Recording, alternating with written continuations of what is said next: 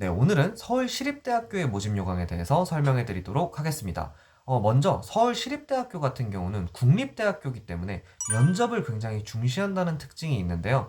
나머지 부분은 시립대학교의 모집 요강이 워낙에 평범하기 때문에 크게 말씀드릴 부분은 없고 좀 세부적인 부분을 간단하게 짚어드리고 그리고 학생부 종합전형의 면접에 대해서 좀 깊게 얘기를 해보도록 하겠습니다.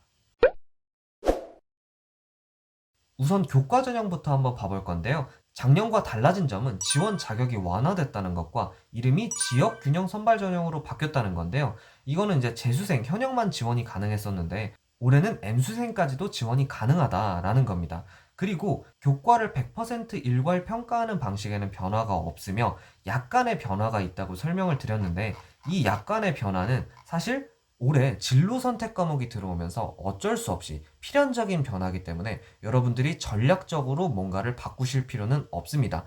교육부의 정책에 따라서 약간만 전형을 수정한 것뿐이지 학생부 교과 전형을 쓰실 분들은 기존의 전략을 그대로 유지하셔도 괜찮겠습니다.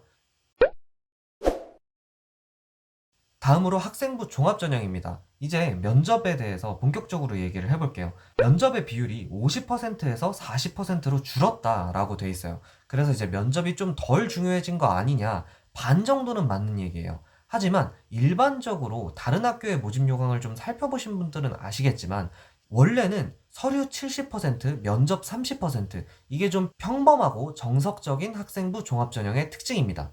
그러므로 면접이 30% 이하다라고 한다면 그 면접은 조금 형식적일 확률이 높아요. 하지만 면접이 40% 이상이다라고 한다면 그 면접은 형식적인 면접이 아니라 의미 있는 면접일 확률이 매우 높습니다. 원래도 서울시립대가 50%의 면접을 반영했다는 것은 시립대 면접이 그다지 준비할 게 많거나 어려운 편이 아니긴 하지만 그래도 면접이 당락을 어느 정도 좌우를 했다는 거예요. 하지만 이게 좀 지나치다는 판단 때문에 50%에서 40%로 줄인 거고요. 그렇지만 이 40%라는 거는 일반적인 다른 학교의 30%보다는 훨씬 큰 수치이기 때문에 반드시 신경을 써주셔야 한다. 이렇게 생각을 하실 수가 있겠습니다. 여러분들이 예전에 이 얘기를 들어보셨는지 모르겠는데, 과거에 수능 만점자가 서울대학교에 지원했다가 떨어진 적이 있었어요. 정시에서요. 예전에는 정시에서도 면접이 있었던 적이 있었는데요. 이분이 당연히 떨어진 이유는 면접을 못 봤기 때문입니다. 정시에서는 면접이 있었다 하더라도 굉장히 비율이 적겠죠. 그럼에도 불구하고 면접에서 떨어뜨리는 경우가 있습니다. 이게 국립대기 때문에 그래요. 인성이나 이제 공부 외적인 부분을 굉장히 중시하는 겁니다. 시립대도 같은 국립대이기 때문에 서울대와 비슷하게 좀 면접을 통해서 학생의 인성이나 공부 말고도 다른 좀 소양들을 좀 보려고 하는 경향이 있어요. 그래서 면접의 비율이 예전보다는 조금 줄어들 수 있겠지만 시립대에 지원하시는 분들은 면접에 대해서 꼭 신경을 써야 한다. 이렇게 생각을 해주시면 좋을 것 같습니다.